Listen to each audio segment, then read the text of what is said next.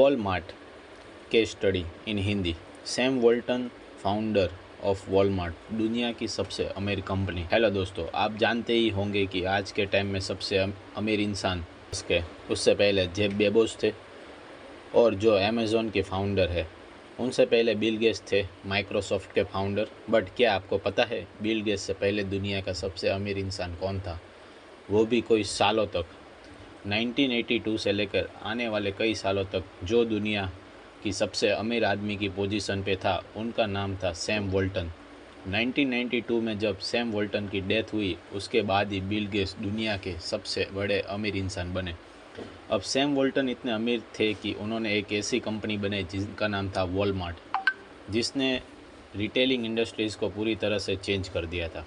Walmart आज भी दुनिया की सबसे ज़्यादा रेवेन्यू जनरेट करने वाली कंपनी है, मतलब नंबर 1 पे, जिसने 2017 में 486 बिलियन का रेवेन्यू जनरेट किया था, जबकि एप्पल ने 255 बिलियन का। आज के टाइम पर वॉलमार्ट की टोटल 11,277 स्टोर्स है, मतलब 11,277 स्टोर और क्लब्स है वर्ल्ड वाइज। वॉलमार्ट में टोटल 2.3 मिलियन लोग काम करते हैं, जो दुनिया की किसी भी प्राइवेट कंपनी से सबसे ज़्यादा है। वॉलमार्ट स्टोर, एक दिन में जितने लोग सभी वॉलमार्ट स्टोर में जाते हैं उतनी पूरी कनाडा की पॉपुलेशन भी नहीं है।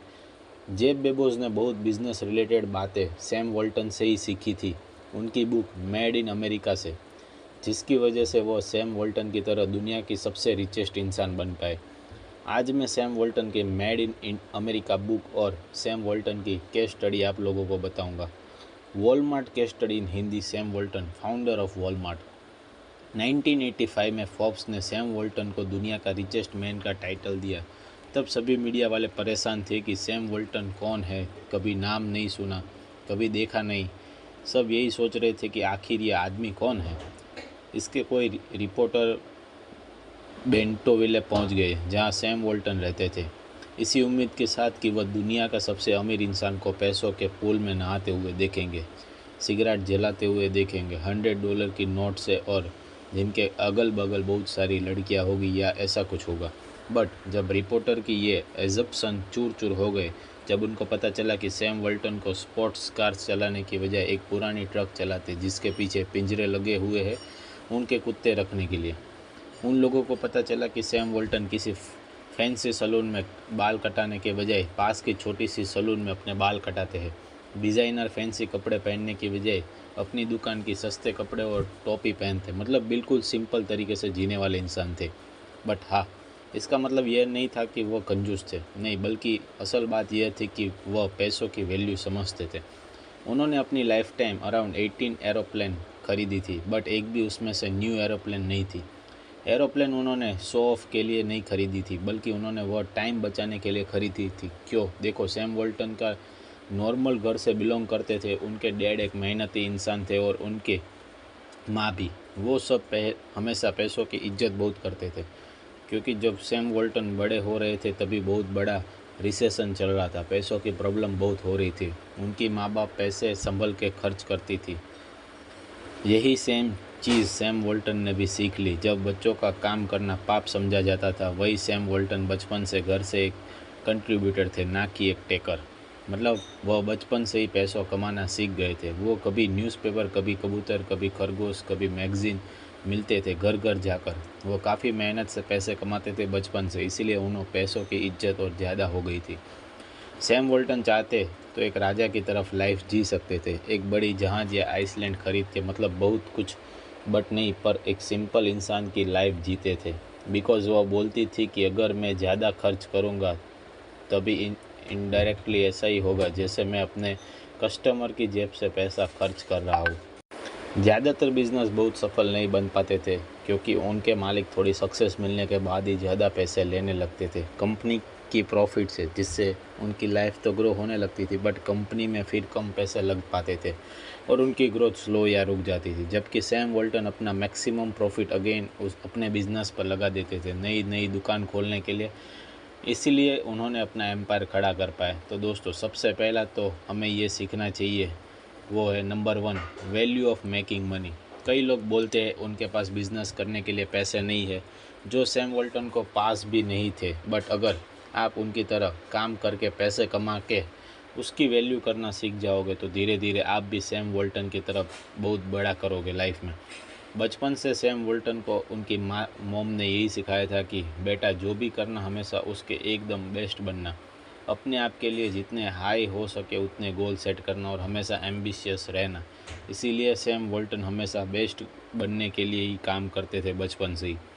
जैसे बचपन में वो मैगज़ीन न्यूज़पेपर बेचते थे पैसे कमाने के लिए, तब उस मैगज़ीन सब्सक्रिप्शन बेचने का एक कंपटीशन हुआ था कि कौन एक दिन में सबसे ज़्यादा सब्सक्रिप्शन बेचेगा, जिसका प्राइस कुछ $10 था। आप सोच ही रह सकते हो कि वो प्राइस जीता किसने जीता होगा।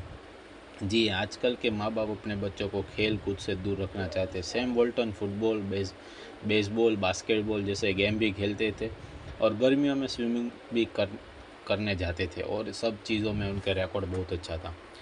एक मैगज़ीन फैक्ट है, सैम वोल्टन ने जो भी गेम खेले थे उन सब गेम वह जीतते थे। जितनी भी सैम वोल्टन की टीम मैच में हार जाती थी उनमें सैम वोल्टन किसी न किसी वजह से नहीं होती थी बात जो भी थी, लेकिन इस बात के सबके दिमाग में बिठा दिया था कि हमेशा जीतना ही उनका एक हक है और उनकी यही बिलीव ने उनकी ज़िंदगी भर बहुत आगे लेके आए।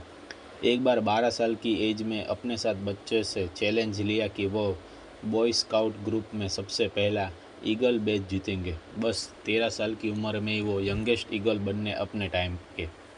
देखो फ्रेंड्स, यह सब बातें तो आप गलत मत समझना। ऐसा नहीं था कि वो बहुत टैलेंटेड थे बचपन से, जिसे ऊपर वाले ने कोई तोहफा दिए नहीं, बल्कि बात तो यह थी कि वह बहुत ज़्यादा मेहनत करते थे। हमेशा सबसे आगे रहने के लिए वो एक्शन लेते में बिलीव करते थे, इसीलिए ही वह जो भी चीज़ में जाते थे उसमें जीतते भी थे। एग्जाम्पल, उनकी टीम फुटबॉल और बास्केटबॉल में स्टेट लेवल की चैम्पियन थी और वह कोई क्लब में और ऑर्गेनाइजेशन के प्रेसिडेंट भी थे बचपन से ही। चार्ली बम एक अर्ली वॉलमार्ट के पार्टनर बोलते हैं कि पैसा बहुत तरीके से सैम वोल्टन के लिए उतना इम्पोर्टेंट नहीं था, बल्कि जो चीज़ उन्हें हमेशा मोटिवेट करती थी वो चीज़ थी उसे हमेशा टॉप पे रहना, सबसे आगे रहना। Number 2, competitive and best. जो भी करो उसमें बेस्ट बनो। कॉम्पिटिटिव रहकर यह एटीट्यूड आपको सैम वोल्टन की तरफ बहुत आगे लेकर जाएगा। सैम वोल्टन एक बहुत इन्फ्लुएंसिंग एंड मोटिवेटिंग इंसान थे जिन्हें बहुत पसंद करते थे। उनके हम्बल नेचर की वजह से अब, क्योंकि उन्हें हमेशा टॉप पर रहना पसंद था, इसीलिए वह जब उनकी यूनिवर्सिटी में प्रेसिडेंट बनने के लिए कंपटीशन चालू हुआ तो उन्होंने उसमें पार्ट लिया और यहाँ उन्होंने ग्रेट लीडरशिप का एक सिंपल सा सीक्रेट सीखा। सीक्रेट यह था कि कोई भी इंसान जो उनके पास आ रहा होता था वह उनसे पहले बात करते थे, बजाय उन इंसान के कुछ उनको बोलने से पहले यह चीज़ वह हमेशा करते थे। और जिन्हें जानते थे उनके नाम लेकर उससे बात करते थे और जिन्हें वह नहीं जानते थे उनसे भी बात करते थे, अगर उनके पास आसपास में से गुजर भी रहे हो तो। अब ऐसा लगातार करने रहने से हुआ कि सब लोग उन्हें जानने लगे और उन्हें अपना फ्रेंड मानने लगे, जिसका रिजल्ट वो प्रेसिडेंट इलेक्शन भी जीत गए। एक आर्टिकल में लिखा था कि सैम वोल्टन उन रेयर लोगों में से थे जो साफ सफाई करने वाले लोगों से लेकर ऑर्गेनाइजेशन के सारे हेड तक सबको नाम से जानते थे और उनसे अच्छे से बात करते थे। वो नेचर भी कोई सालों बाद उनकी दुकान में कई कस्टमर को भी लाता था, बिकॉज़ वह दुकान के अंदर से ही लोगों को ग्रीट करते थे। जो बाहर से जा रहे होते उन्हें ही नाम याद रखना, लोगों को इम्पोर्टेंस फील कराना, यह सब वो करते थे हमेशा।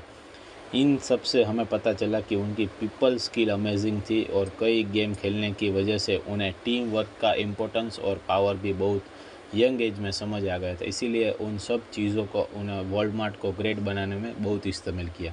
Number 3, people skill and team work.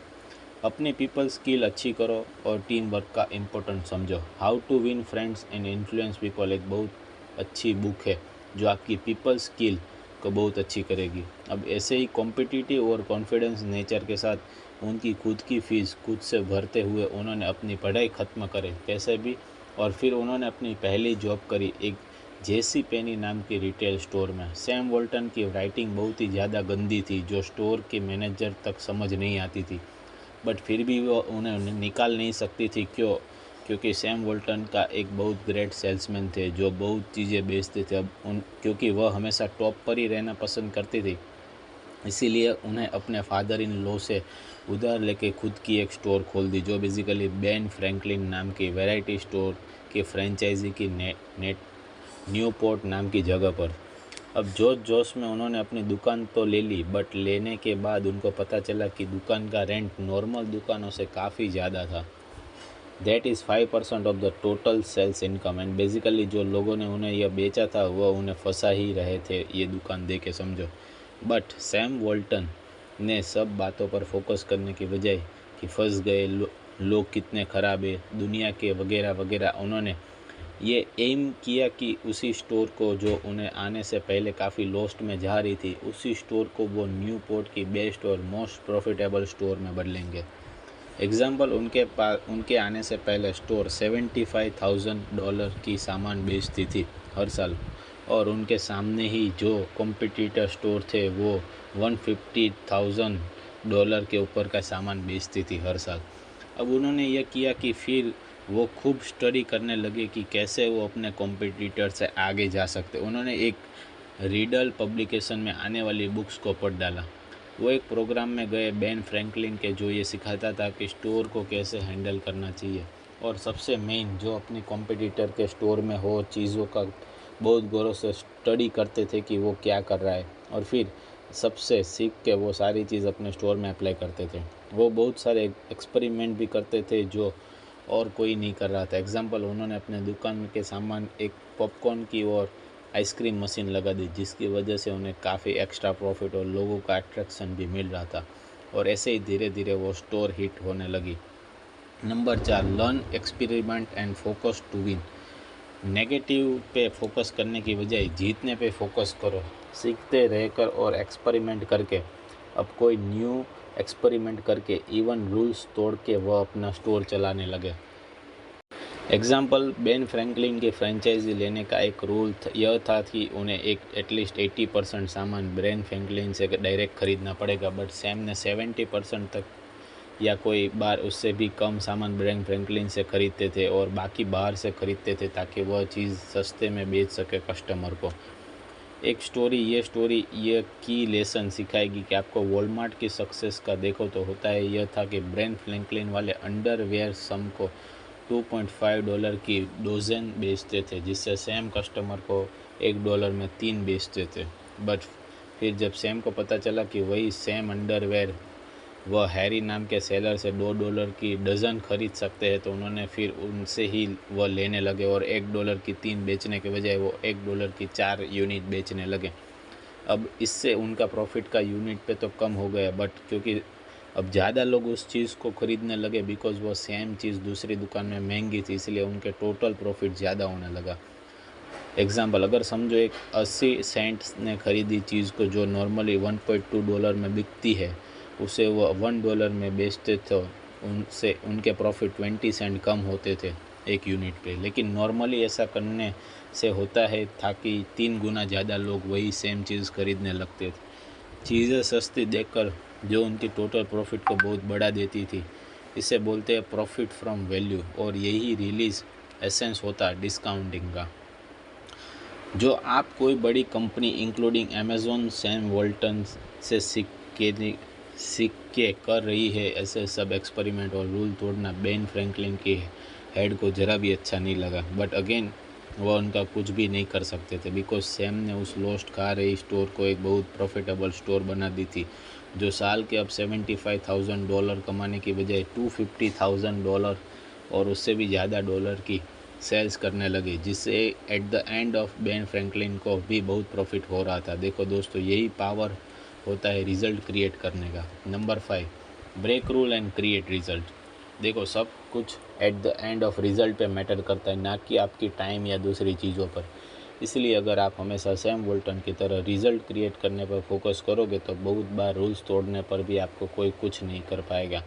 अब ऐसे ही मेहनत एक्सपेरिमेंट करते करते वो स्टोर पूरे 68 रीजन की सबसे बड़ी और प्रॉफिटेबल स्टोर बन गई, जैसे सैम वॉल्टन ने सपना देखा था। लेकिन एक बहुत बड़ी प्रॉब्लम हो गई थी कि उनकी एक छोटी सी गलती की वजह से हुआ यह कि जब उन्होंने एग्रीमेंट बनाया था बेन फ्रैंकलिन की स्टोर लेते वक्त, उसमें उन्होंने कहीं पर ऐसा टर्म नहीं लिखा था कि वह अपनी लीज पीरियड को 5 साल से ज़्यादा बढ़ा सकते या शॉप को ख़रीद भी सकते हैं आगे।